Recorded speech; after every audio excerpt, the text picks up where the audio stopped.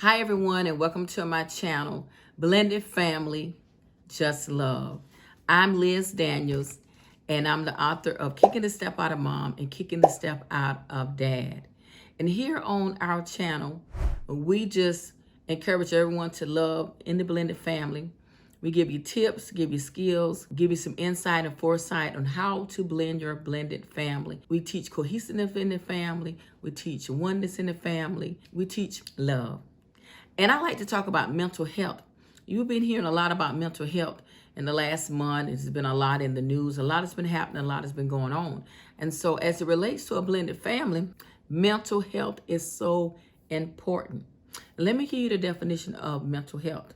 A person's condition with regard to their psychological and emotional well-being. And in a blended family, we have to be aware of each other's psychological well-being and their emotional well-being. We don't want to use our tongue to lash and to hurt or to cause harm to our spouses, to our children, and to those family members around us. And so we have to be aware of that. We have to be cognitive of that we don't use our frustrations in the wrong way. I want to give you some tips on how to relate in the blended family, some tips and some things that you can do and put in place and adapt in your family that would help you not get so frustrated, not get so aggravated, because life comes with frustration and aggravation. And then on top of a blended family. And so it brings its own dynamics and it brings its own dramas, as it were. So the first thing I would recommend is some coping skills. Parents, you need coping skills. Sometimes you need to take a time out. It's not always the kids that need to take a time out. Sometimes the parents need to take a time out. You need to walk away. You need to cool off. If things are getting heated, the conversation is getting heated, you're getting aggravated, super frustrated. This happened at work. This happened. This is not going right. Something, the car broke down, whatever case may be. Sometimes you just need a time out. You may just need to, whatever you're dealing with, just put it on the shelf, walk away, come back and deal with it later. Because sometimes we get so angry or we get so upset and we say things that we don't mean. Because what we do is we don't verbally say it, but we respond in that way, because you take all your frustrations out as to say, I'm working hard, I'm busting my behind, I'm dealing with the boss, I'm dealing with all these co-workers, I gotta pay rent, I gotta pay mortgage, I gotta pay for braces, I'm paying for all this stuff. I got you in school. I'm doing this. I'm doing that. I'm paying college tuition, gas, this, that, whatever. And so sometimes it comes out. You're not saying that, but you're really saying that. Sometimes if the kids acting up in school, or a lot of the kids, the sibling rivalry of their fussing and, not getting along, and then you raise your voice, or either you go at them or you go in on them, and that's what you're really saying. So sometimes, it's best just to walk away and deal with it when you're in a better mindset. And so taking a time out, putting it on the shelf. It's okay. You don't have to deal with it right then. You can always deal with it and always come back and deal with it. But don't use that as an excuse not to deal with it, because you need to develop these coping skills, because things are not going to go away. I tell people that all the time. My husband and I would counsel a lot of people. Things don't go away. You can sweep it up under the rug, but it's still under the rug. It's peeping at you. And so you're going to have to deal with it. And so just put it on the shelf, getting a break, getting a breather, coming back and dealing with it. And so sometimes you can't deal with the whole thing, at time, or maybe we'll take a section. So out of the whole, we may take a quarter, or we may take a half. And we'll deal with that, and we'll work through that and get that running, and then we'll come back and deal with the other part. But the most important part, or the part that's vital, the part that may break the chain, that's the part that you need to deal with first. We have to be aware and cognitive of that fact that we have to be aware of each other's mental health. Mothers, fathers, parents, co-parents, boyfriend, girlfriends, fiancés. Please be aware of the children's mental health. Not only are you responsible for your mental health, you're also responsible for your children's mental health. Check on them in school. Make sure nothing is going on. They're not getting bullied at school. Sometimes when you go through a divorce, kids, they don't always handle it right. They don't always verbally express what's happening and what's going on with them. Sometimes they just act it out.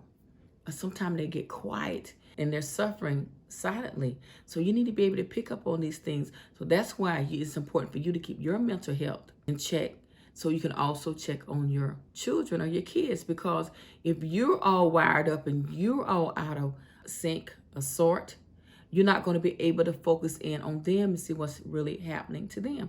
Because we all have heard the stories how kids have suffered in silence. Even you yourself may have dealt with stuff as a child, inwardly, and you never told anyone. And it kind of affected you, it messed with your self-esteem, messed with your confidence. Some people shied away from things, didn't want to be a part of the family. They didn't think they added up. Whatever the case may be, we all kind of have dealt with that. And so we don't want our kids to do and come through the same thing that we did, right? So, let's get in a better mental health state so we can help our children. So, okay, we talked about coping skills. I can give you a list of coping skills, but everybody's kind of different. And so you need to kind of gauge your own life and see what works for you. Sometimes getting in the car and just taking a drive. Now, you can't do that every time, but sometimes just hey, I'm just going to leave this on the shelf right now. I'm just going to get in the car, drive, just get some fresh air and come back. It's a stress reliever. Sometimes just taking a long walk, husband and wife, sometimes just take a walk. That's good for your mental health too. Getting outside, getting some fresh air. Hear the birds chirping, the sun beaming on your face. It does wonders for you. It just helps relax you. And getting outside in the nature, it just kind of helps ground you and it's, bring a peace about you. And so you need to develop your own coping skills. Sometimes you may just need to lay down, take a nap. Sometimes say, hey, I'm tapped out for the day. I can't take it anymore. I can't handle it anymore. Just go take a nap. Same way little kids need a nap, adults need a nap. Same way. We need a nap. You need rest. You need to rest your body. Sometimes you just on the weekends, you may just need to chill out and don't do anything because of the pressures of the job, the economy, everything that's happening, everything that we've been through in the last couple of years. It's been a lot.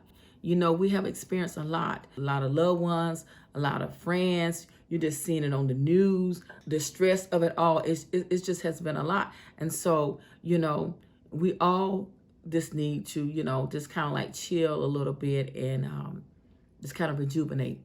And so it's nothing wrong with it, when we can, just chilling. I have what I call days that I don't do anything. Some days, like, hey, watch a movie. Okay, so today, I'm just going to set aside. I'm not going to do anything. I'm going to watch some movies. I'm just going to sleep. I'm just going to do what I want to do. That's another thing that can help with your mental health because you just kind of pull away and get some rest. And that just kind of helps lowers your blood pressure, lower your stress level. It does wonders for you. Physical activity, we kind of talked about that a little bit. Walking, you can ride your bike. You can swim and fishing. My daddy always used to love to fish. And he always was ready to fish. He always kept his fishing pole ready. Fishing, some people can just fish and just relax to them. Just walking. One of my favorite things I like to do when I go to the beach, just walking on the beach. Just walking on the beach, the waves, If you can't get to the beach, put it on your app.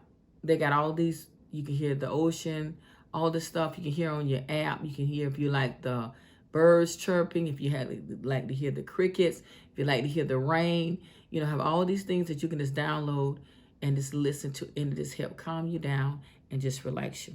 Be aware of your children. And I cannot emphasize that enough. Be in tune to your kids.